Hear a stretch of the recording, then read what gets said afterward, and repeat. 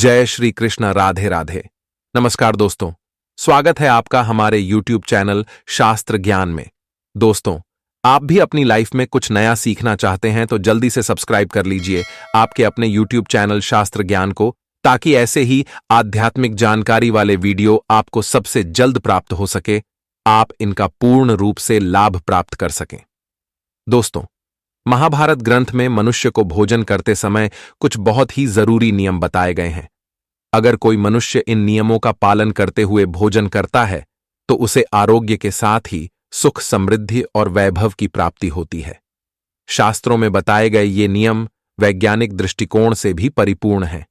इस प्रकार से भोजन करने पर मनुष्य सभी देवी देवताओं का आशीर्वाद प्राप्त करता है।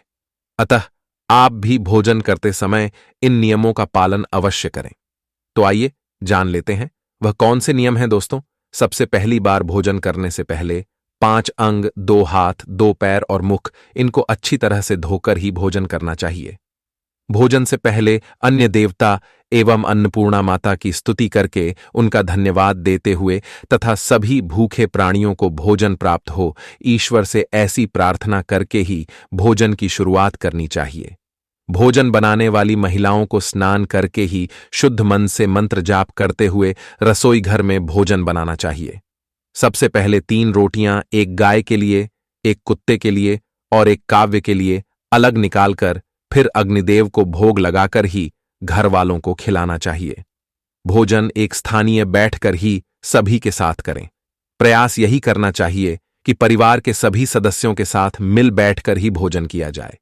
नियमानुसार अलग अलग भोजन करने से परिवार के सदस्यों में प्रेम और एकता कायम नहीं हो पाती है।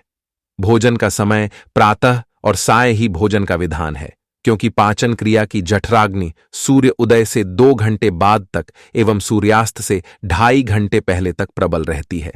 जो व्यक्ति सिर्फ एक समय भोजन करता है वह योगी है, और जो 2 समय भोजन करता है वह होगी कहाँ गया। दूसरी बार दोस्तों, ऐसी अवस्था में भोजन न करें। शैया पर बैठकर अर्थात बिस्तर पर बैठकर अपने हाथों पर रखकर या टूटे फूटे बर्तन में भोजन कभी नहीं करना चाहिए। मलमूत्र का वेग होने पर भी भोजन नहीं करना चाहिए। कला अथवा क्लेश के माहौल में भी भोजन करना अनुचित माना गया है। अधिक शोर शराबे के स्थान पर भी भोजन करना उचित नहीं। पीपल एवं वट वृक्ष के नीचे बैठकर भी भोजन नहीं करना चाहिए। परोसे हुए भोजन को कभी निंदा नहीं करना चाहिए। खड़ी ढे खदढे भोजन करना भी अनुचित माना गया है। जूते पहनकर या सिर ढककर भी भोजन नहीं करना चाहिए। आइए अब जानते हैं भोजन कैसा होना चाहिए। बहुत तीखा या बहुत मीठा भोजन भी नहीं करना चाहिए। किसी के द्वारा छौद्दा हुआ भोजन भी कभी ग्रहण नहीं करना चाहिए। आधा खाया हुआ फल या मिठाइयां आदि फिर से नहीं खानी चाहिए। खाना छोड़कर उठ जाने पर दोबारा भोजन कभी नहीं करना चाहिए। जो कोई ढिंढोरा पीटकर खाना खिला रहा हो वहां पर जाकर कभी भोजन नहीं करना चाहिए। तीसरी बात, भोजन करते समय ध्यान रखें। भोजन करते समय मौन रहे। रात्रि के समय भर पेट न खाएं। अगर भोजन करते समय बोलना आवश्यक है तो केवल सकारात्मक बातें ही करें। भोजन करते समय किसी भी समस्या पर चर्चा न करें। भोजन को बहुत चबा चबा कर खाएं। थोड़ा सा भोजन करने वाले को आरोग्य, आयु, बल, सुख, सुंदर संतान और सौंदर्य प्राप्त होता है। चौथी बार, भोजन के पश्चात ध्यान नहीं करना चाहिए। भोजन के तुरंत बाद पानी या चाय नहीं पीना चाहिए। भोजन के पश्चात दौड़, नन्ना आदि प्रकार के कार्य नहीं करना चाहिए। भोजन के बाद क्या करें दोस्तों?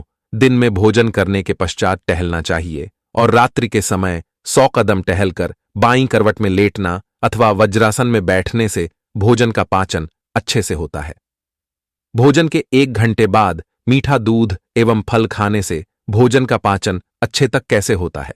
भीष्म पितामह ने अर्जुन को दिए हुए संदेशों में कहा गया है कि जिस थाली को किसी का पैर लग जाए उस थाली का त्याग करना चाहिए।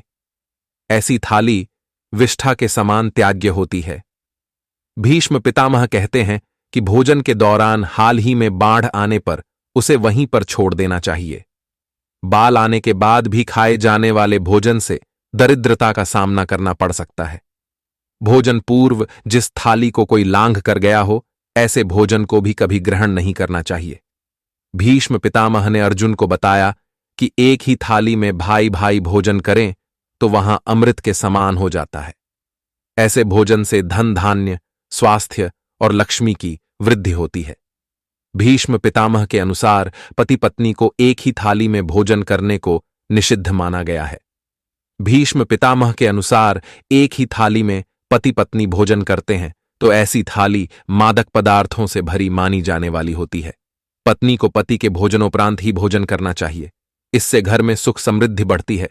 तो दोस्तों, आज की वीडियो में इतना ही। आशा करता हूं हमारे द्वारा बताई गई जानकारी आपको पसंद आई होगी।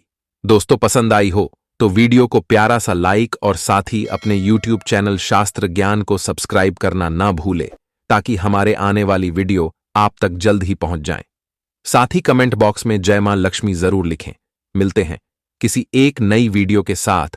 तब तक अपना ख्याल रखना। धन्यवाद।